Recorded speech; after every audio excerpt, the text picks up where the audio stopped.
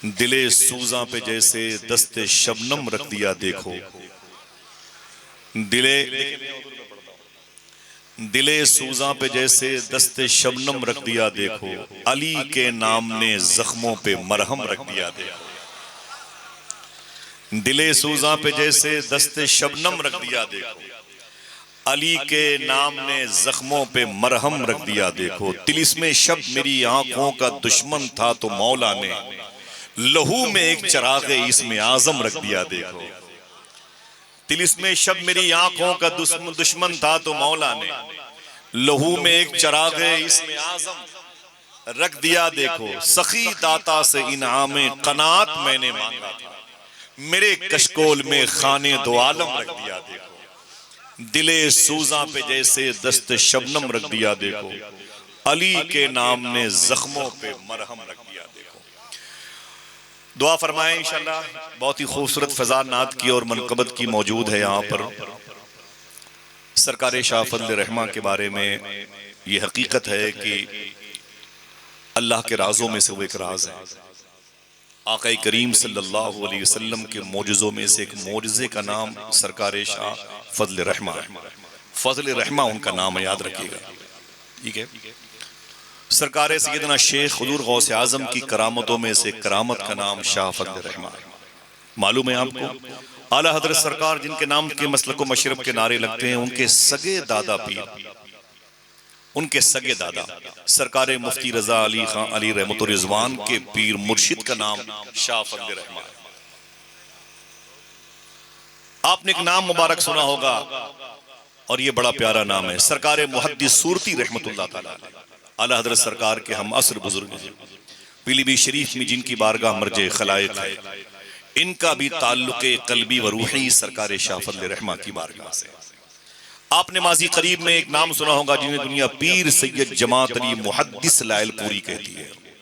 कोई एक आदमी इनके नाम को सुन के सुभान अल्लाह कह दे तो मैं बताऊं कि ये हैं कौन। ये भी शागिर्द हैं सरकार शाह फजल रहमा के। बड़ी अजीम और बड़ी मकबूल शख्सियत का नाम है पीर सैयद जमात अली मुहद्दिस लायलपुरी। अगर कोई मना करे तब भी सुभान अल्लाह कहना। अल्लाह का शुक्र है कि तन्हा इनकी जात से 25,000 लोगों ने इस्लाम कबूल किया। ये शागिर्द हैं शाह फजल रहमा गंज मुरादाबादी रहमतुल्लाह तआला अलैह के। हुजूर की बारगाह में मकबूल कितने थे, एक जुमले से अंदाजा लगाएं कि आप लायलपुर शरीफ से मदीने मुनव्वरा का सफर कर रहे थे, मुसाफिर थे। इशा की नमाज जहां पर 4 फर्ज है वहां 2 पढ़ने की गुंजाइश रखी गई। शरीयत मुस्तफ़ी में तो आपने कसर नमाज पढ़ी, डिस्काउंट की नमाज पढ़ी, 2 फर्ज और 3 वितीर वाजिब। कफील अंबर भाई 3 वितीर वाजिब और 2 फर्ज पढ़ के सो गए। जैसे सोए ख्वाब में अल्लाह के रसूल तशरीफ लाए। सरकार ने फरमाया कि जमात अली सैयद होने का दावा करते हो, मेरी सुन्नतें छोड़ते हो, शर्म नहीं आती? समझ रहे आप? ये मनसब आसानी से नहीं मिला करता। मेरे आका फरमाते हैं सैयद होने का दावा करते हो, मेरी सुन्नतें छोड़ते हो, तुझे शर्म नहीं आती? और थे कितने बड़े स्टेटस पर, पीर सैयद जमात अली मुहद्दिस लायलपुरी। शादी की महफिल में खड़े हुए हैं तो सलफी अकीदे के, वहाबी अकीदे के तकरीबन 25 से ज्यादा मौलवी उनके करीब आ गए। फरमाया मुझे पीर जमात अली शाह साहब से मिलना है। फरमाया क्या बात है, मैं हूँ। कहा कि हम लोग मुनाजरे का इरादा करके आए हुए हैं, बहुत सारे मसाइल पर, तसर्रुफात रसूल पर, हयात रसूल पर, इल्म गैब रसूल पर, शफात रसूल पर मुझे आपसे बात करनी है। आपने फरमाया बस यहीं पर बैठ जाओ। पीर जमात अली ने फरमाया बस यहीं पर बैठ जाओ। तो उन लोगों ने कहा कि ऐसे कैसे मुनाजरा होगा, हम तो 20-25 को लेके आए हैं, आप भी 10-20 को बुला ले। दिल कहे तो सुभान अल्लाह कहना। फरमाया बेवकूफ हो क्या, तुम्हें पता नहीं कि मेरी माँ ने मेरा नाम पीर जमात अली रखा है? मैं अकेले पूरी जमात पर भारी, अकेले पूरी जमात पर भारी हूं। अल्लाह अकबर। सरकार शेख दीदार अली शाह रहमतुल्लाह तआला अलैह, मैंने उनकी हिस्ट्री बहुत पहले पढ़ी है। आला हजरत सरकार के शागिर्द हैं। माजी करीब में जब पड़ोसी मुल्क में अंग्रेजों के तसल्लुत के अय्याम में जनाबे गाजी इल्मुद्दीन को फांसी हुई थी, और जब गाजी इल्मुद्दीन का जनाजा रखा हुआ था, पीर मेहर अली शाह पहली सफ में थे, मुहद्दिस आजम पड़ोसी मुल्क पहली सफ में थे, और पीर सैयद जमात अली जैसी अजीम शख्सियतें उसी सफ में खड़ी हुई थी। बड़े बड़े अल्लाह के औलिया पहली सफ में खड़े हुए थे। तो ये था कि नमाज जनाजा गाजी इल्मुद्दीन की तुम पढ़ाओ, तुम पढ़ाओ, तुम पढ़ाओ। तो डॉक्टर इकबाल मुसव्विर कलंदर लाहौरी मौजूद थे, तो उन्होंने दीदार अली शाह का हाथ पकड़ा और ला करके गाजी इल्मुद्दीन के जनाजे के पीछे खड़ा कर दिया। कहा, दीदार अली शाह साहब, इनकी नमाज़े जनाजा तुम पढ़ाओ। वो आला हजरत के शागिर्द थे।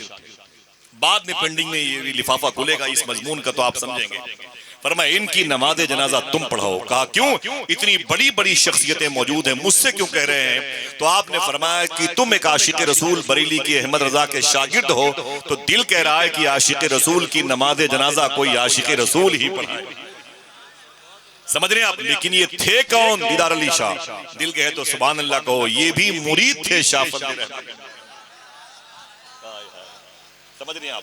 एक लंबी फेरिस्त है, लेकिन आप ये समझें कि आपके घर में कोई शहजादा तवल्लुद पजीर होता है, तो उस पर जो असर पजीरी की, सोज़े दुरूं की जो कैफियत का गलबा होता है, तो उसका बेस, उसका रीजन क्या है, तो पता चलेगा कि जब नस अच्छी होती है तो फिर नस्लें अच्छी होती हैं, सोहबतें अच्छी होती हैं तो फिर आवाजें जो मुस्तकबिल करीब और बईद में निकलती हैं वो आवाजें बड़ी अच्छी होती हैं। हमें क्या पता, हम तो 2 घंटे के लिए आए थे महफिल में, किसी को सुना, किसी को याद किया, किसी को देखा, और घर जाने के फिराक में हमने कोई किसी से, इन सरकारों से कोई कंप्रोमाइज थोड़ी किया है कि जब तक सलाम नहीं होगा हम यहां से जाएंगे नहीं। वो कोई और थे जो अपने पीर की बातों का एहतराम करते। माफी चाहता हूं, ये इसी उत्तर प्रदेश में, ये रामपुर में हाफिज जमालुल्लाह रामपुरी की मज़ार शरीफ है, और उनके करीब में उनके ही मुरीद शाह दरगाही की मदार शरीफ है। पीर उसे कहते हैं, मुरीद उसे कहते हैं। पीर से जो कह दिया उस पर कामिल रहे, आमिल रहे, आखिरी सांस तक। दोनों में तफावत कितना था, फर्क कितना था। पीर की आदत थी कि वो परिंदों का शिकार करते थे, और मुरीद की आदत थी कि परिंदों से मोहब्बत करते थे। जाने का वक्त है आपके, आप भी चले, हम भी 10 घंटे का सफर करके हम भी चलेंगे भाई, लेकिन बस यहां आया तो दिल लगा कि दिल भी उसी के पास है, आंखें उसी के पास, दिल भी उसी के पास है, सांसें उसी के पास, देखा उसे तो रह गई आंखें उसी के पास। हाँ, ये सरकार शाह फजल रहमा की महफिल है। फातिमा जहरा के नूरानी दबिस्ता से मिलो, फातिमा जहरा के नूरानी दबिस्ता से मिलो। फजल रहमा चाहिए तो फजल रहमा से मिलो।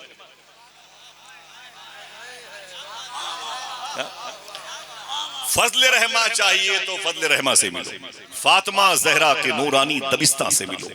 सुने, ये बेस क्या है, रीजन क्या है। आज जो शख्सियत हदीस मुस्तफ़ी को घर घर पहुंचा रही है, उसका सेहरा शेख अब्दुल अजीज मुहद्दिस देहलवी के शागिर्द, और पूरे मुल्क में अपने दौर में सबसे बड़े आलिम दीन सरकार वारिस पाक जिसकी ज़ियारत को आए, वो फजल रहमा। आला हजरत जिसकी बारगाह में मुअद्दब तरीके से इक्तिसाब फैज़ के लिए हाजिर हो, वो फजल रहमा। अपने जमाने के कौन से ऐसे बुजुर्ग थे जो उसकी ज़ियारत और खिदमत के नहीं आते थे? और ये सियासी लोग, गांधी जी बराबर उनकी महफिलों में आए। गांधी जी, ये शायद बात पेंडिंग में तक रह गई, गांधी जी बराबर उनकी महफिलों में आते थे। आकर के कहने लगे कि बाबा शाह फजल रहमा, हुजूर हम आपसे भी बड़ी मोहब्बत करते हैं, और आपके नबी मदीने वाले मोहम्मदुर रसूलुल्लाह से भी बड़ी मोहब्बत करते हैं। तो सरकार शाह फजल रहमा ने फरमाया कि गांधी जी अगर बड़ी मोहब्बत है तो कलमा क्यों नहीं पढ़े? ये गांधी जी आपने फरमाया था। मालूम है आपको, लंदन का वाइसराय का हाकिम भी सरकार शाह फजल रहमा से मिला करता था। और ये जो मलका एलिजाबेथ शहजादा प्रिंस चार्ल्स की माँ थी ना, इसकी सगी दादी सास जो वहां की क्वीन कहलाती थी, वो कई मरतबे सरकार शाह फजल रहमा की बारगाह में आके बैठती थी। जब वो एक मरतबे आई ना, लेडी थी वो लंदन की, वो इतने बड़े खान मलके बरतानिया थी, वो आई तो आप अपनी चटाई पर बैठे हुए थे, तो फरमाया कि बिटिया कहाँ बिठाऊं तुझे? एक मिट्टी का मटका रखा। तो सरकार शाह फजल रहमा ने फरमाया कि इसी को उल्टा करके इसी बैठ। हाय हाय हाय हाय, समझ रही हैं आप? माफी चाहता हूँ, मैं पंजाब में जलसे में गया था, एक बहुत बड़े साहब थे, मेरे साथ थे। अब बड़े थे तो मैं उनके साथ, ये कैसे कहूँ कि मैं उनके साथ था, समझे? वो एक कमरे में एसी ना होने की वजह से नाराज होकर चले गए। क्या बताऊं दीन की कैसे खिदमत होगी, मुझे माफ कीजिएगा। पीरी और मुरीदी का ताल्लुक बड़ा गहरा होता है, बड़ा असर पजीर होता है। शाह दरगाही महबूब इलाही उनका नाम था, हाफिज जमालुल्लाह रामपुरी के वो मुरीद थे। पीर साहब परिंदों से मोहब्बत करते थे, और मुरीद परिंदों से मोहब्बत करता, और पीर साहब परिंदों का शिकार करते। देखिए ये उठने बैठने का सिलसिला कैसे खत्म होता है। एक मरतबे शिकार पे गए तो शाह दरगाही को ले गए, और पीर साहब ने जैसे परिंदे पे निशाना माना तो पीछे से मुरीद ने पत्थर मार करके परिंदों को उड़ा दिया। तो आपने कहा दरगाही ये पत्थर किसने मारा? फरमाया हुजूर गलती हो गई। गलती हो गई। फरमाया कि मुझे शौक है परिंदों को शिकार करने का। हाफिज जमालुल्लाह रामपुरी ने फरमाया मुझे शौक है परिंदों को शिकार करने का। फिर बात आगे बढ़ी, फिर परिंदों को देखा तो फिर आपने निशाना लगाया और आपने पत्थर मार के उन्हें उड़ा दिया। इस तरीके से कई मरतबे ये काम किया आपने परिंदों से मोहब्बत के तई जो जज्बे इखलास था। तो जबरदस्ती मालूम है क्या किया, शाह दरगाही से हाफिज जमालुल्लाह रामपुरी नाराज हो गए। फरमाया कि दरगाहिया, हिंदी में जुमला कहा, चुपचाप यहीं पे खड़ा रहे, खबरदार हिलना नहीं, खबरदार हिलना नहीं, यहीं पे खड़े रहे। एक पीर की बात थी तो मुरीद खड़े हो गए। मैं परिंदों पे निशाना लगाता हूं तो परिंदों को उड़ा देता है, यहीं पे खड़े रहे, दरगाहिया हिलना नहीं, हिंदी में कहा। और चले गए। अल्लाह ने उनके दिल से दरगाही का नाम निकाल दिया। और जंगलों के दूसरे रास्ते से अपनी खानकाह गए, लाखों लाख उनके मुरीदीन थे। बात जहन से निकल गई, शिकार पे शिकार करते लेकिन उस गली में नहीं आते। 12 साल के बाद, 12 साल के बाद जब उस गली के करीब, उस जंगल के राह के करीब से गुजरे जहां पर 12 साल पहले आपने अपने मुरीद से कहा था कि दरगाही यहीं पे खड़ा रहा, जब वहां पर पहुंचे तो आपने कहा था पता नहीं क्या बात है कि मुझे दरगाही की खुशबू आ रही है। कैसे बोलोगे, मोहब्बत की हो तो जानू, की हो तो जानू, मुझे दरगाही की खुशबू आ रही है। इतना सुना ना, फिर आपने आवाज दी, शाह दरगाही किधर है तू? तो 12 साल पहले जहां पीर ने कहा था यहीं खड़े रहे, वहीं पर खड़े थे दरगाही। पूरे बदन में दीमक ने कब्जा कर लिया था, घास उगाई थी, पत्तियां निकल आई थी और जिस्म की बोटियां चींटियों ने, दीमक ने निगल लिए थे। हड्डियों को जोड़ के साथ देखा गया था, जैसे आप यूं हरकत करते हैं ना, वो दीमक के गिरौंदे वो जमीन पर गिरने लगे। 2-4 कदम लड़खड़ाते हुए आगे बढ़े, कहा जी पीर साहब मैं यहाँ हूँ। इतना कहा, जैसे आगे बढ़े और गिरने की पोजीशन में आए, हाफिज जमालुल्लाह रामपुरी ने अपने मुरीद को यूं उठा लिया। वो हड्डियों का एक अक्स था, सामने फ्रेम था, वो आपकी गोद में आ गया और देखा तो आंखों के ढेले यूं खुश्क हो चुके थे। आपने देखा तो फरमाया दरगाही तू? कहा जी सैयदी मैं आपका मुरीद हूं। कहा ये तुमने क्या हालत बना रखी है? दिल कहे तो कोई एक आदमी सुभान अल्लाह कहे। रो के बोले बाबा जान 12 साल पहले आपने कहा था यहीं खड़े रहे, तो मैं आज तक यहीं पे खड़ा हूं, इसलिए कि जब मैं मुरीद हुआ था तो मैंने वादा किया था आप जो कहेंगे उस पर अमल करूंगा। 12 साल पहले जहां आपने कहा था मैं वहीं पे खड़ा हूं। इतना सुनना था कि शाह हाफिज जमालुल्लाह रामपुरी रोने लगे और आपने उस हड्डियों के जोड़ का बोसा दिया और एक जुमला कहा रो करके, ए दरगाही तू मेरा मुरीद था, अगर तू मेरा मुरीद न होता तो मैं तुझसे मुरीद हो जाता। हाय हाय हाय साहिबो, हमें क्या पता ये रिश्ता इश्क किसे कहते हैं। हम तो एक रस्मी तौर पर जुल्फ़े गिरहगीर के असीर होते हैं और बाद में किसी दूसरी शख्सियत को देखते हैं तो उधर हमारा कल्ब माइल हो जाता है। माफी चाहता हूँ शाह फजल रहमा गंज मुरादाबादी रहमतुल्लाह ताला अलैह, मालूम है शेख आफाक शाह रहमतुल्लाह ताला अलैह, ये नाम भी शेख अब्दुल रहमान लखनवी रहमतुल्लाह ताला अलैह ने उनका रखा था। और शेख आफाक रहमतुल्लाह ताला अलैह अपने वक्त की 2 अजीम शख्सियतों में इनका नाम आता है। एक ये खुद, एक गुलाम अली देहलवी रहमतुल्लाह ताला। ये बड़ा नाम है गुलाम अली देहलवी का। आज मैं अपनी ये टोपी जो बगदाद शरीफ के सैयदादों के कदम के नीचे रख के बताता हूँ, इनका हक है वो इस पर रख के पांव गुजर सकते हैं। मालूम है शाह गुलाम अली और शाह आफाक दोनों एक जमाने के 2 बुजुर्ग हैं। इसीलिए शाह फजलुर रहमान ने शेख सुलेमान फुलवारी शरीफ से कहा था मियाँ तूने कोई इश्क की दुकान देखी है? कहा नहीं। कहा मैंने 2 दुकान देखी है, एक को शेख आफाक कहते हैं, दूसरे को गुलाम अली देहलवी कहते हैं। कौन है गुलाम अली देहलवी? हुजूर मियाँ फरहान मियाँ बैठे हुए हैं, भैयू मियाँ बैठे हुए हैं और नूर भाई बैठे, नूरी मियाँ बैठे हुए हैं, जो कबीले नात के बड़े लोग हैं। मैं एक बात कहता हूँ, ये गुलाम अली कौन है? ये सर सैयद मुस्लिम यूनिवर्सिटी अलीगढ़ के बानी जो थे ना, उनकी सगी माँ जिनकी मुरीदा थी उनका नाम, सगी माँ सर सैयद की जिनकी मुरीदा थी उनका नाम था गुलाम अली। वो जो सर सैयद था इनकी बारगाह में जाता तो सुन ले ये जमीन पर दूसरा वाकया है कि जो अपनी दाढ़ी से अपने पीर की कदम बोसी करता था और पीर की दहलीज पे झाड़ू लगाता। ये काम सबसे पहले अल्लामा अब्दुर रहमान जामी रहमतुल्लाह ताला अलैह ने किया था मदीना शरीफ में। वो किसी ने पूछा था दाढ़ी बड़ी बड़ी थी, खुरदुरी कैसे हो गई?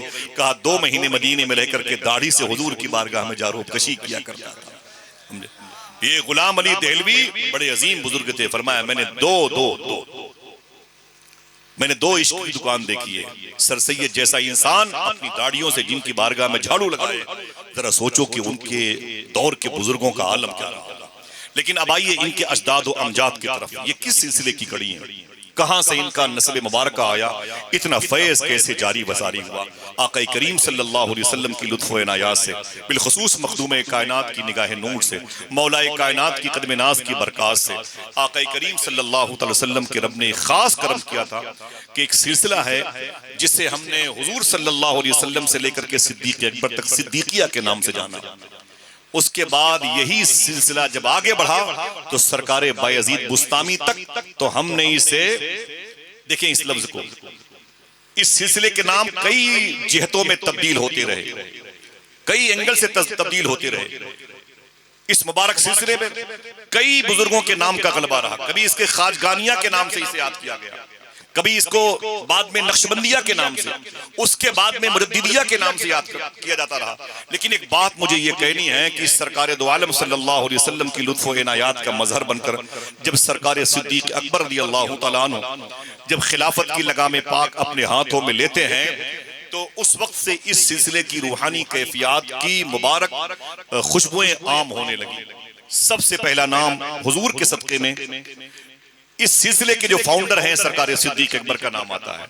लेकिन आज जो शाह फजल रहमा गंज मुरादाबादी के दिल में हुजूर की मोहब्बत है, ये कहां से आई, कहां से आई? तो पता चल करो तो आवाज आएगी, ये देन है सिद्दीक़ अकबर की रूहानियत की। उनके दिल में हुजूर की कितनी मोहब्बत थी।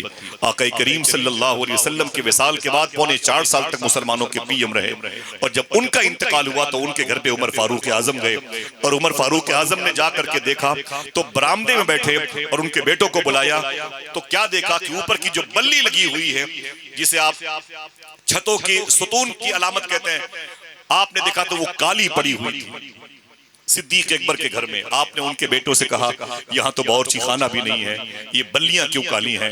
तो सरकार सिद्दीक़ अकबर के बेटों ने कहा था, इसी कमरे में बैठ करके हुजूर के इंतकाल के बाद मेरे बाप सिद्दीक़ अकबर अल्लाह के रसूल को इस कदर याद फरमाते थे, इस कदर याद फरमाते थे कि उनके मुंह के अंदर से गर्म गर्म सांसें निकलती थी।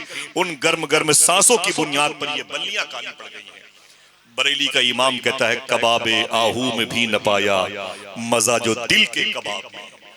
आका करीम सल्लल्लाहु ताला अलैहि वसल्लम का इश्क सरकार सिद्दीक़ अकबर के बाद एक जात आई जिसका नाम सुन के कोई एक आदमी बोले, जिसे दुनिया सरकार सलमान फारसी कहती है। कोई छोटा मोटा नाम नहीं मेरे भाई, कोई छोटा मोटा नाम नहीं है। इनके बारे में हुजूर ने क्या कहा था? अगर गूंगे नहीं तब भी सुभान अल्लाह हो तब भी बोलेंगे। इनके बारे में हुजूर ने क्या कहा था? मैंने इनकी मदार शरीफा पर भूल गया कितनी मरतबे हाजिरी दी है। बगदाद शरीफ से 40 किलोमीटर के फासले पर मदायन है, और मदायन में आपकी मजार शरीफा मौजूद है। सरकार सलमान फारसी लेटे हैं, उसके बाद हुजूर के 1.25 लाख सहाबा में राजदार मुस्तफ़ा हुज़ैफा यमानी लेटे हैं। उनके करीब में हमारे घरों में कुंडा की न्याज होती इमाम जाफर सादिक की, उनके सगे भाई इमाम ताहिर लेटे हुए हैं। उनके बगल में जनाबे अब्दुल्ला बिन जाबिर बिन अब्दुल्ला अंसारी लेटे हुए हैं, और करीब में वो नहरे दजला की वादी है जहां पर तसव्वुर में खड़े होकर डॉक्टर इकबाल ने कहा था, दश्त तो दश्त है दरिया भी न छोड़े हमने, बहरे जुल्मात पे दौड़ा दिए घोड़े हमने। डॉक्टर इकबाल के ये शेर वहीं के लिए कहा गया है जहां सरकार सलमान फारसी लेटे हुए। कौन है सरकार सलमान फारसी? शाह फजल रहमा गंज मुरादाबादी के अजदाद में इनका नाम आता है। मालूम है इनके बारे में हुजूर ने क्या कहा? मेरे आका फरमाते हैं, दुनिया वाले जन्नत को ढूंढते हैं, जन्नत मेरे सलमान फारसी को ढूंढती है। हाय हाय, काश का आप जोर से सुभान अल्लाह कहते हैं। मुझे भी खामोशी से बोलने की आदत है, लेकिन कभी दिल कहे तो बोल दिया करो। मेरे आका फरमाते, दुनिया वाले जन्नत को ढूंढते हैं, जन्नत मेरे सलमान फारसी को ढूंढती है। सरकार शाह फजल रहमा के दिल में ये तर्क दुनिया का मुबारक किरणों का गलबा कैसे हुआ? तो पता करो ये उनके बुजुर्गों के दिन है। ये कौन है? शेख सरकार सलमान फारसी रदी अल्लाह तआला। अगर इजाजत दे तो एक बात करूं, चलते रहेंगे हम लोग, आते रहेंगे जाते रहेंगे, किसी न किसी मौके पर हुजूर की सीरत, हुजूर की शबाहत, हुजूर की सुबह, हुजूर की शामों पर बात करेंगे। लेकिन एक बात सुने आप, ये सरकार सलमान फारसी हैं। उमर फारूक आजम के दौर में ये मदायन के गवर्नर थे। इस बात को भूलना भी नहीं, और मुझ जैसे सुअर से बदतर इंसान को भी चाहिए कि इनकी बातों को याद रख ले। और आज के दौर के इन सरकारों से मादरत चाहता हूं, बड़े बड़े पीराने तरीकत को भी चाहिए कि सलमान फारसी की शख्सियत को, जो सोबत मौला अली से इस्तेफादा किया आपने, उससे वो इस्तेफादा करें। आपने जब मदायन के गवर्नर थे, मदायन ये बगदाद शरीफ के करीब में, आप जब वहां के गवर्नर थे तो आपने अपने 2 सिपाहियों को भेजा था, जाकर के मदीने में पता करो जो हमारा पीएम है, जिसे दुनिया उमर फारूक आजम के नाम से जानती है, उमर सोता कैसे है, उमर बैठता कैसे है, उमर रियाया के साथ सलूक कैसे करता है, उमर लोगों के दिलों की खबरगिरी कैसे करता है, क्या उमर के बच्चे सोते हैं और मदीने वाले रोते हैं? ऐसा तो नहीं, जाके देखो कि उमर की सुबह शामें कैसी गुजरती हैं। सरकार सलमान फारसी रदी अल्लाह तआला के 2 फौजी जब मदीने में आए उमर फारूक आजम से मिलने के लिए, तो मालूम है यहाँ मुलाकात की, मदीने का जायजा लिया और वापस गए।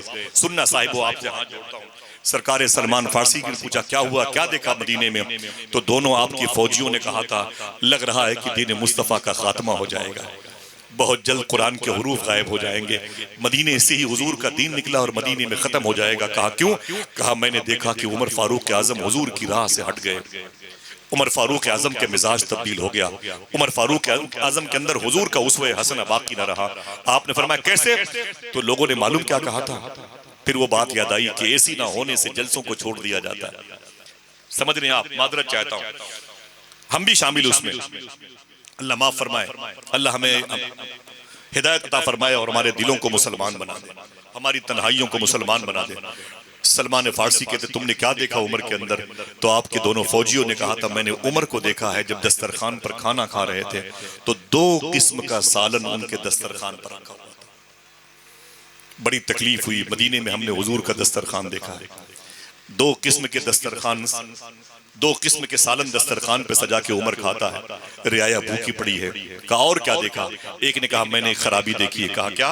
कहा उमर फारूक आजम जिस बोरिए पर बैठे थे वो दोहरा किए हुए थे, वो दोहरा किए हुए थे, उसे फोल्ड करके बैठे थे। गद्दे पर कभी हुजूर में बैठते थे और वो गद्दे पर बैठे हुए थे। ऐ सलमान फारसी, मदीने का हुजूर निकला हुआ दीन हुजूर का अब मिट जाएगा, अब कोई हुजूर की गुलामी अख्तियार नहीं करेगा। मुझे डर इस बात का है कि पता नहीं दीन आगे बढ़े कि न बढ़े। सलमान फारसी को जलाल आ गया, लेटर पैड मंगाया, उसी वक्त मदायन की गवर्नरी से आपने इस्तीफा दिया, घोड़े मंगवाए और अपने जाती पैसों से रसद बांधे और जैन कसी सीधे आप मदायन से मदीने 1700 किलोमीटर का सफर है, सीधे मदायन से मदीने इस्तीफा देके मदायन की गवर्नरी को ठोकरें मार दी और सीधे मदीने पहुंचे। किसी ने खबर कर दी उमर फारूक आजम से कि मदायन का गवर्नर सलमान फारसी आ रहा है। तो सरकार उमर फारूक आजम आगे निकले। जब आगे निकले ना इस्तकबाल के लिए, तो जैसे आपने सलाम किया तो सलमान फारसी ने कहा खबरदार उमर मेरे सामने मत आना, मैंने तुम्हारे सलाम का जवाब दिया, हट जाओ मेरे रास्ते से। कहा सलमान फारसी इतना जलाल क्यों है? कहा हट जाओ, मुझे मदीने वाले की बारगाह में जाने दो तुम्हारी शिकायत करने के लिए, मुझे हुजूर की बारगाह में जाना है। इतना ज़ोम तेरे अंदर कैसे आ गया? कैसर और किसरा के बादशाहों जैसी सिफतें तेरे अंदर कैसे आ गई? मैंने तुझे देखा था, तू रातों को मदीने में तू घूमता था, अगर बच्चे यतीम रोते तो अपने हाथों से रोटियां बना के उन्हें खिलाता था, अगर किसी की डिलीवरी पोजीशन पे होती तो अपनी बीवी को लाकर जच्चा खाने में और उस जच्चा और बच्चे की सेहतयाबी की दुआ करता था। तूने गरीबों की, यतीमों की मिस्कीन नवाजी की है, अब तू बदल कैसे गया उमर? अल्लाह अकबर। फरमाया सलमान फारसी ने क्या हुआ? कहा सुन उमर बताओ क्या हुआ? कहा क्या हुआ? फरमाया कि सलमान फारसी ने खबरदार मेरे सामने बताना, मैं सीधे हुजूर की रोज़े शरीफा पे जाके तेरी शिकायत करूंगा। उमर फारूक आजम ने लगाम पकड़ लिया, कहा सलमान नीचे उतरो। आपने नीचे उतरने में आफियत समझे फरमाया तुझे पता है कि मैं क्यों आया हूं और तुझे पता है कि मैंने मदायन की गवर्नरी से इस्तीफा दे दिया। उमर फारूक आजम ने कहा क्यों मेरे भाई तुमने इस्तीफा दे दिया? तो सरकार सलमान फारसी ने कहा था मेरे 2 आदमी तुमसे मिलने के लिए आए थे और उमर वो ये जाके कहने लगे कि तुम्हारे दस्तरखान पर 2 किस्म के सालन थे। न जाने कितने रिश्ते इस हवाले से टूट गए कि हमारी लड़कियों की खाने के लिए ससुराल में बोटियां खत्म हो गई थी, रोटियां खत्म हो गई थी, चावल खत्म हो गया था। इस हवाले से रिश्ते टूट गए। जरा सोचो कि अल्लाह के रसूल के गुलामों का किरदार क्या था। सलमान फारसी ने कहा था कि ऐ उमर, मेरे दोनों फौजियों ने देखा कि तेरे दस्तरखान पर 2 किस्म के सालन था। गिरेबान पकड़ के बोले उमर सही बताना, क्या तूने हुजूर के दस्तरखान पर कभी 2 किस्म के सालन देखे? क्या हुजूर के दस्तरखान पर ऐसी रोटियां, ऐसी अनवाउ अक़साम की बरकतें देखी है? कहा और मेरे अंदर क्या खराबी है? फरमाया एक खराबी तो ये, एक खराबी ये है कि तू जिस गद्दे पर बैठ करके मसाइल का हल निकालता है वो दोहरा गद्दा है, वो दोहरा गद्दा है। अरे उमर सच बताना कि तूने हुजूर की चटाई याद है, याद रखी कि नहीं याद रखी? तूने हुजूर के उस मुबारक फटे हुए बिस्तर को अपने जहन से क्यों निकाल दिया? इन दोनों बातों की खबर सुन करके मैं सीधे मैदान की गवर्नरी को ठोकर मार करके मदीने वाले आका की बारगाह में आया हूँ तेरी शिकायत करने के लिए। उमर फारूक आजम ने हाथ जोड़ा, कहा मेरे भाई मुझे माफ करना, अगर कहो तो मैं बता दूं कि 2 किस्म का सालन क्यों था। कहा जल्दी बोलो। तो सरकार उमर फारूक आजम ने रो करके कहा था, असल में मेरी तबीयत अलील रहती है और मुझे हकीमों ने कहा था, अतिब्बा ने मुस्तशफा गया था तो वहां के तबीब ने कहा था कि अब ऐसा करो कि जो अंडे की जर्दी है उसे निकाल दो और सफेदी को थोड़े से मसाले के साथ खाया करो, रोटियों से खाया करो। और जो दूसरे किस्म का सालन था वो तो मैंने आपके मेहमानों के लिए बना के रखा था। कहा ये जो दोहरा गद्दा था, तो उमर फारूक आजम ने कहा, सलमान फारसी एक गद्दे पर बैठे बैठे 12 साल हो गए थे, वो गद्दा अंदर से बिल्कुल कट के खत्म हो गया था। अब जब मैं उस गद्दे पर बैठता था तो जमीन पर बैठता था, गद्दे के एक धागे एक ताने बाने भी उसके सलामत नहीं थे, वो सारे उसके ताने बाने उसके धागे खत्म हो गए थे। तो मैंने क्या किया था कि उसको जरा सा पीछे करके पीछे वाले हिस्से को फोल्ड कर लिया था ताकि मेरे बैठने में मेरे बदन को तकलीफ ना पहुंचे। और मैंने ऐसा कोई काम नहीं किया जो हुजूर के उस्वा तरीका के खिलाफ हो, जो हुजूर के आईन और आर्टिकल के खिलाफ हो।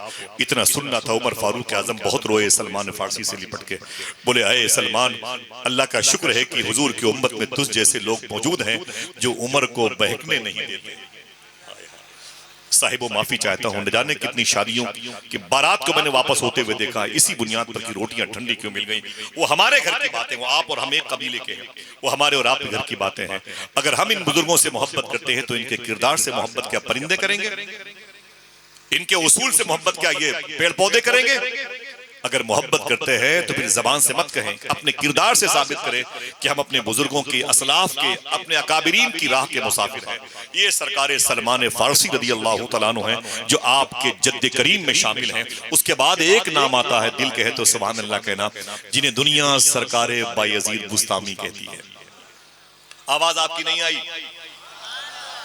बोल दे, परेशान मत हो भाई, परेशान मत हो। माफी चाहता हूं, मुझे अच्छा लग रहा है।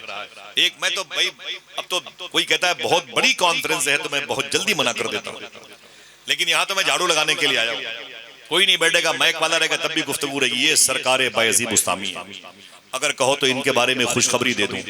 इनके बारे में बुजुर्गों ने फरमाया कि इनका नाम जिनको याद रहेगा कभी जहन्नम में नहीं जलेगा। इनका नाम जिसको याद रहेगा कभी जहन्नम में नहीं जलेगा। लेकिन नाम उनका ये भी नहीं है, बायजीद बुस्तामी आपका नाम नहीं, आपका नाम ओरिजिनल तैफूर। क्या नाम है? आवाज नहीं आ रही? तैफूर नाम है। तो ये फेवा और तैफूर नाम है इनका। इनके बाप का नाम है ईसा, पैदा हुए मुल्क शाम के हलब में। सरकार तैफूर इनका नाम, बाप का नाम ईसा, मुल्क शाम जिसको सीरिया कहते, वहां पैदा हुए तो लोग इन्हें तैफूर बिन ईसा शामी कहते थे। तैफूर बिन ईसा शामी कहते थे। और आपकी शादी हुई, शादी के बाद एक बेटा पैदा हुआ, बेटे का नाम रखा यजीद। यजीद नाम के बहुत से लोग थे, वो नहीं, आपने अपने बेटे का नाम रखा यजीद। आप हो गए अबू यजीद, कसरत इस्तेमाल से अली फटक गया, आप हो गए बायजीद। आप मुल्क शाम से आगे ईरान, ईरान के शहर का नाम बुस्ताम। अब आप तैफूर बिन ईसा शामी से बायजीद बुस्तामी हो गए। समझ गए? तैफूर बिन ईसा शामी से बायजीद बुस्तामी हो गए। आपके बारे में कहा गया जिसने आपको देख लिया वो उसकी बदबख्ती अल्लाह दूर फरमा देता है। ये सरकार बायजीद बुस्तामी है। ईरान में इनकी मदार शरीफा है। अल्लाह का शुक्र है कि मैंने इनकी मदार शरीफ पर कई मर्तबे हाजिरी दी। जरा उनके नाम पर मोहब्बत से सुभान अल्लाह कहना। कौन बुजुर्ग हैं यार, कौन है? कौन है सरकार तैफूर? ये सरकार मदार आजम मकनपुर शरीफ के पीर कामिल है, उनके पीर कामिल है। तैफूर बिन ईसा शामी अल मारूफ शाह बायजीद बुस्तामी रहमतुल्लाह ताला अलैह। इनके अंदर वो तबलीग का जो मिजाज था वही औत करके आया था शाह फजलुर रहमान गंज मुरादाबादी में। कैसे? अल्लाह ने इनसे कहा कि ऐ बायजीद, खानकाह में बैठे बैठे मेरे हबीब के दीन की तरवीज व इशाअत की बात करता, बाहर निकल। बोले मेरे मौला कहाँ जाऊं? अल्लाह ने कहा करीब में ईसाइयों का एक चर्च है, पादरियों की एक मेजॉरिटी है, 40,000 के करीब पादरी यहाँ पर जमा हैं। ऐ बायजीद जा और मेरा दीन फैला। वहां कोई एक भी मुसलमान नहीं था। अल्लाह फरमाया जा मेरा दीन फैला। बायजीद बुस्तामी कहते हैं मेरे मौला वहां इस लिबास में मेरी एंट्री नहीं होगी, इस लिबास में मेरी एंट्री नहीं होगी।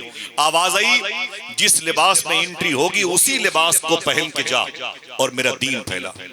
अब मैं इसके आगे बात नहीं करूंगा, बस यूं समझ लो, जो पिया को भाई अख्तर वो सुहाना राग है, जिससे नाखुश हो पिया वो रागनी अच्छी नहीं। आपने मालूम है अपना लिबास तब्दील किया बायजीद बुस्तामी, बड़े साबिर बुजुर्ग हैं, बड़े साबिर बुजुर्ग हैं। मैं जब गया फातिहा पढ़ने के लिए तो उनकी मदार शरीफ पर मैंने देखा बहुत लोग जूता पहन के बैठे हुए थे, बायजीद बुस्तामी की मदार शरीफ पर। और ये कौन है? इनके बारे में हुजूर गौस पाक के परदादा के दादा शेख जुनैद बगदादी फरमाते हैं, जैसे फरिश्तों में जिब्रील का मकाम है ना, वैसे अल्लाह के औलिया में बायजीद बुस्तामी का मकाम। शेख जुनैद बगदादी ने फरमाया इनके बारे में, और छोटा मोटा नाम नहीं है, छोटा मोटा नाम नहीं है। मालूम है ये काबे शरीफ के तवाफ के लिए गए थे, और जैसे काबे के आंगन में पहुंचे बोले अरे काबा, अल्लाह का तू बुजुर्ग और मुतशम और मुअज्जम और मुबारक घर है। कुरान शरीफ से साबित है नस्से कतई से कि तू अल्लाह का घर, तुझे अल्लाह कहता है तू मेरा घर है, तुझे अल्लाह ने एक मर्तबे कहा तू मेरा घर है। तवज्जो से, माफी चाहता हूं, तुझसे अल्लाह ने एक मर्तबे कहा तू मेरा घर है। इन बुजुर्गों को देखना। और बायजीद बुस्तामी कहते हैं मुझसे रोज कहता है तू मेरा बंदा। सुनना गौर से, तुझसे अल्लाह ने एक मर्तबे कहा तू मेरा घर, और मुझसे अल्लाह रोज कहता है तू मेरा बंदा। तो फिर कहते हैं आप अब ये बता काबा तवाफ कौन किसका करे? आप अगर समझ जाए तो अच्छी बात है, मिर्जा तो नहीं समझेगा। हा? क्या कहा? तुझसे अल्लाह ने एक मर्तबे कहा और मुझसे अल्लाह रोज एक मर्तबे कहता है कि तू मेरा बंदा, तू मेरा बंदा। ये बता कौन किसका तवाफ करे? बात आगे बढ़ गई, एक दौर आया शेख अब्दुल कादिर जिलानी का, और आवाज आई कोई और होगा जिससे अल्लाह एक मर्तबे रोज कहता होगा तू मेरा बंदा। अल्लाह मुझसे 70 मर्तबे रोज कहता है ऐ मेरे अब्दुल कादिर तू मेरा बंदा, ऐ मेरे अब्दुल कादिर तू मेरा बंदा। अल्लाह रोज 70 मर्तबे कहता है। बात यहां चली बायजीद बुस्तामी रहमतुल्लाह तआला अलैह की, कौन जा रहा है तबलीग करने के लिए? हम खुद न जाए भाई, 2 टायर एसी का टिकट चाहिए हमारी शर्त है। खाने में क्या रहेगा, टाइम क्या रहेगा, कहां ठहराएंगे वगैरह वगैरह। बायजीद बुस्तामी जहां गए कोई अपना नहीं था, 40,000 ईसाइयों के बीच में उनके लिबास में पहुंच गए और जाके बीच मस्जिद में बैठ गए। ईसाइयों के बड़े बड़े दाई, बड़े बड़े मुबल्लिग, बड़े बड़े उनके आलिम ईसाई वो तकरीर करते रहे, अपने दीन का प्रचार करते रहे। जब सबसे आखिर में सदर मजलिस की बारी आई तो जैसे वो आया, माइक था नहीं, मिसाल के तौर पर माइक पर आया ना, जैसे उसने तकरीर शुरू की उसके बदन पर लर्जा तारी हो गई, उसके मुंह से गंदा पानी निकलने लगा। तो उसके खादिम ने कहा बॉस क्या बात है, आप पर ये कपकपाहट है, ये आप पर अजीबो गरीब कैफियत है। दिल के है तो कोई एक आदमी बोले सुभान अल्लाह, पादरी ने कहा था कि मुझे लग रहा है कि इस मजलिस में कोई मोहम्मदी बैठा हुआ है, इस मजलिस में कोई मोहम्मदी बैठा हुआ है। तो आपको कैसे पता चला कि यहाँ कोई मोहम्मदी बैठा हुआ है? तो उस वक्त पादरी के उस खादिम के सवाल पर पादरी ने क्या कहा मालूम है? मेरे बदन में जो लर्जा तारी है ना, उसी नूरे मोहम्मदी की धमक और प्रेशर की वजह से मैं बोल नहीं पा रहा हूँ। कहा ये कैसे पता चलेगा कि इस मजलिस में कोई मोहम्मदी बैठा हुआ है? तो कहा कि आवाज दो तो उठ के खड़ा हो जाएगा। तो कहा किसी भी सूरत में वो खड़ा नहीं होगा। कहा एक शर्त के साथ खड़ा होगा। कहा किस शर्त सर? कहा ये कह के बुलाओ कि इसमें जो मोहम्मदी है उसे मोहम्मद की अजमत की कसम खड़ा हो जा। वो हर चीज में समझौता कर लेते हैं लेकिन आमिना के लाल की मोहब्बत में कोई समझौता नहीं। वो खड़ा हो जाएगा। एक नारा लगाना था कि बायजीद बुस्तामी खड़े हो गए, 40,000 के मजमे में खड़े हो गए। और जब खड़े हुए तो ईसाई पादरियों ने देखा कि उसको मारने के लिए लोग इकट्ठा हुए। कहा इसे मत मारो, मेरे पास लेके आओ। उसे तख्त पे स्टेज पे लाया गया बायजीद बुस्तामी को। जब आप तशरीफ लाए तो पूछा नाम क्या है? कहा नाम तो तैफूर है, बाप का नाम ईसा है, मुल्क शाम में पैदा हो लेकिन लोग मुझे बायजीद बुस्तामी कहते हैं। यहाँ क्यों आए हो? कहा मेरे रब ने मुझे हुक्म दिया है। कहा तुझे डर नहीं लगा? दिल के है तो बोलना। कहा जो अल्लाह से डरता है वो किसी से नहीं डरता। ये से कितने काम का है? तो अल्लाह से डरता है वो किसी से नहीं डरता। कहा यहाँ किसके हुक्म से आए हो? कहा मेरे रब ने कहा वहां जाओ तो मैं आ गया। कहा चलो बहुत अच्छा हुआ, तुम्हारे रब ने कहा तो रब की बात पर तुमने अमल किया, बहुत अच्छा हुआ तुम आ गए। मेरे कुछ सवालात हैं उसके जवाब देंगे? कहा बिल्कुल देंगे। ईसाई पादरी, ईसाई आलिम ने, ये है शाहफंद रहमा के जद्दे करीम, ईसाई पादरी ने उनसे 40 सवाल किए। कितने? कम से कम 40 लोग तो बोलो यार। 40 सवाल किए, 40 सवाल किए। हर सवालों का जवाब बायजीद बुस्तामी देते रहे। सुभान अल्लाह। जब सवालों के जवाब से उसे इत्मीनान क़ल्बी हासिल हुआ तो आपने क्या फरमाया? ऐ ईसाई आलिम, है ईसाई पादरी, क्या बताएं क्या बात है? कहा मेरा दिल कह रहा है कि मैं भी एक सवाल कर लूं, मेरा दिल कह रहा है कि मैं भी एक सवाल कर लूं। तो उसने कहा कर ले, मैंने तो 40 सवाल के जवाब आपने दिए, तो एक सवाल के जवाब मुझे देने में क्या दिक्कत है? आपने फरमाया जन्नत की कुंजी किसे कहते हैं? क्या बोलो भाई, जन्नत की कुंजी किसे कहते हैं? जैसे ईसाई पादरी ने यह सवाल सुना तो वो घबरा गया। उसने कहा कोई और सवाल करो। कहा क्यों, मुश्किल है? कहा कोई और सवाल करो। कहा बस मुझे यही एक ही सवाल करना है, मुझे और कोई सवाल नहीं करना है, एक ही सवाल करना है। तो ईसाई पादरी की घबराहट देख करके आपने फरमाया कोई बात नहीं, मुश्किल नहीं है, आप जवाब दे सकते हैं।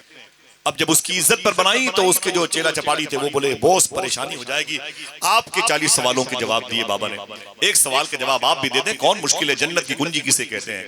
तो ईसाई पादरी ने क्या कहा मालूम है?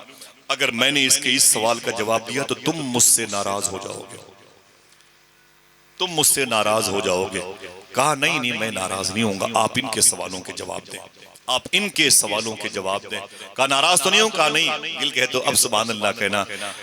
तो ईसाई पादरी ने कहा कि जन्नत की कुंजी को ला इलाहा इल्लल्लाह मुहम्मदुर रसूलुल्लाह कहते हैं।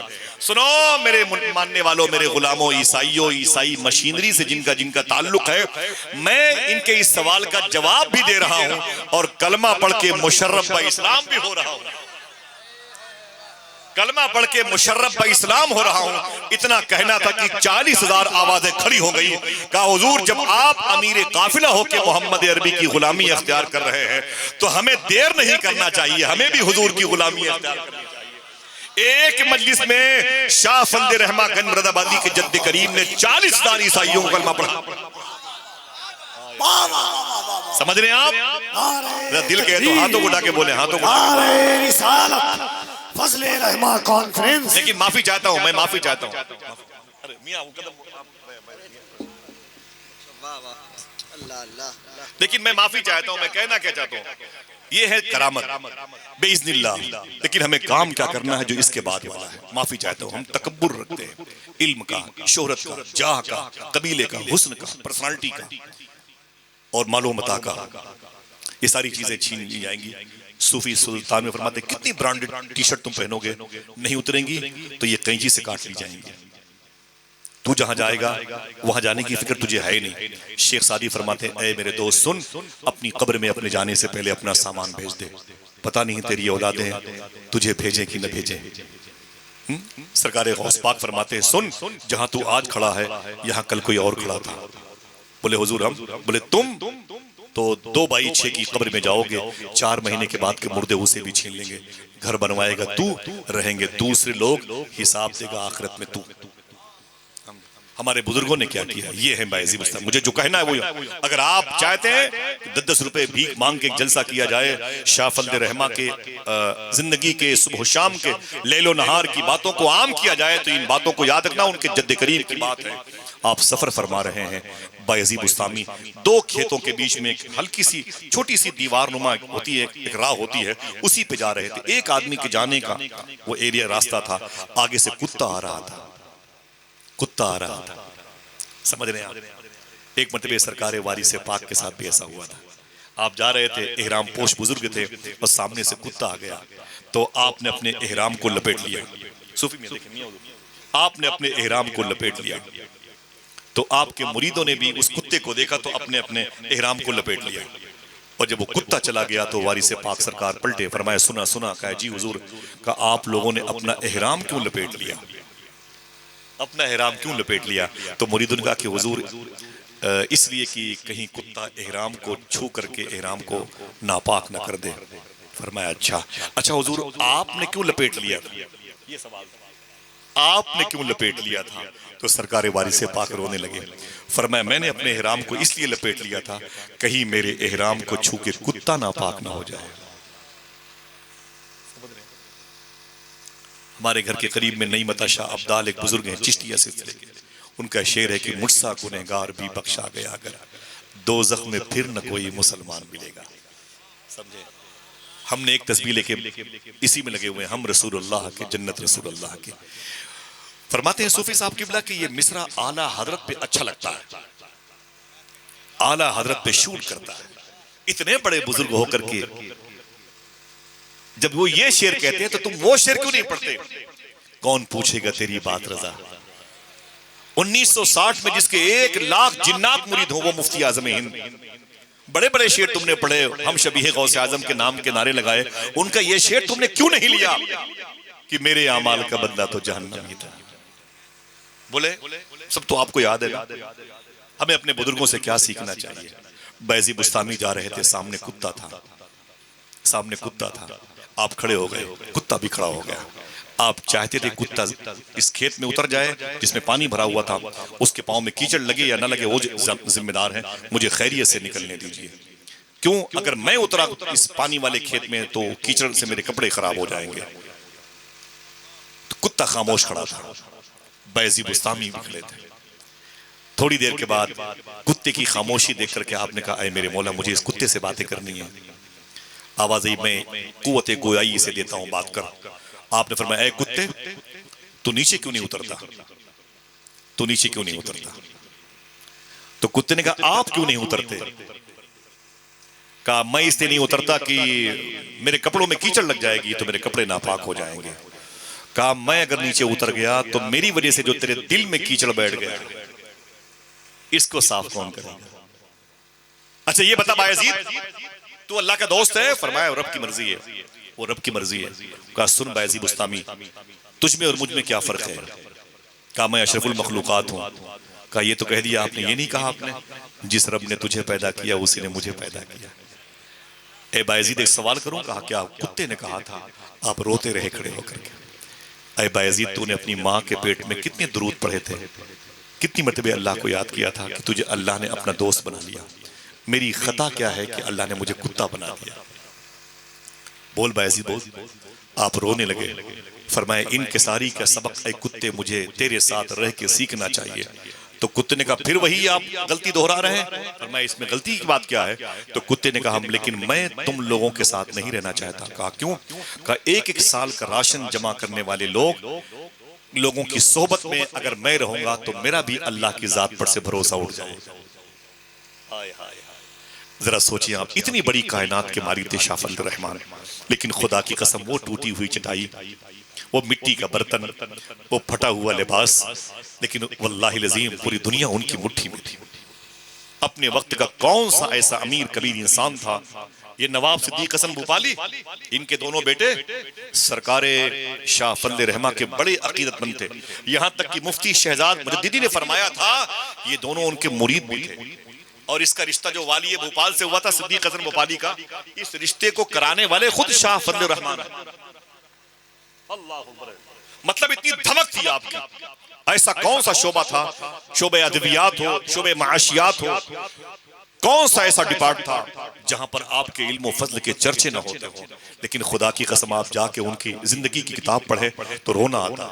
लेकिन हमारे अंदर इतनी सलाहियत नहीं पाई जाती। वही सिलसिला सरकार बायजीद बुस्तामी से आगे बढ़ा तो एक बुजुर्ग हैं ईरान में, नाम सुन के कोई सुभान अल्लाह कह सकता है, जिनकी दुआ की बरकत से महमूद गजनवी को हिंदुस्तान में फतेहयाबी मिली है, जिनको दुनिया शेख अबुल हसन अली खिरकानी के नाम से जानती है। हाँ ऊंची बोले, उन्हीं की जुब्बे की बरकत है जो हमारे और आपके बाप दादा आज कलमा पढ़ रहे हैं। उनकी मदार शरीफा पर एक आदमी के हाजिर होने का एक टिकट 45,000 रुपए का। उनकी मदार शरीफा पर, ईरानी करेंसी बहुत कमजोर है, एक आदमी का टिकट। मैं कई मरतबे गया हूं और टिकट लेके ही गया हूं, ऐसा नहीं दीवार फलांग गया। शेख अबुल हसन अली खिरकानी रहमतुल्लाह अलैह, आज जो सब्र देखने को मिलता है शाह फजल रहमान गंज मुरादाबादी रहमतुल्लाह तआला अलैह, क्या मालूम है? जब ये मुरीद होने के लिए आए ना शाह आफाक गया तो आपने फौरन मुरीद भी किया, खिलाफत भी दी। बड़ी मशहूर बात है, आपने रोज सुना होगा। तो किसी ने कहा कि हुजूर मुरीद तो हम भी हुए थे लेकिन खिलाफत नहीं मिली थी। ये आए मुरीद भी कर लिया, खिलाफत भी दे दी। फरमाया कि सारे पीर चाहते हैं कि मेरा ये मुरीद कामयाब हो जाए, ये वो पीर है कि जिसके लिए रब ने करम फरमा दिया, रब की बारगाह से इनायतों के दरवाजे खुले हुए इसकी कामयाबी के लिए। ये तो कामयाब होकर के मेरी बारगाह में आया। अल्लाह अकबर, अल्लाह अकबर। ये 22 खानकान की चौखट पर इनके इल्मो फजलो कमाल की धूम मौजूद है।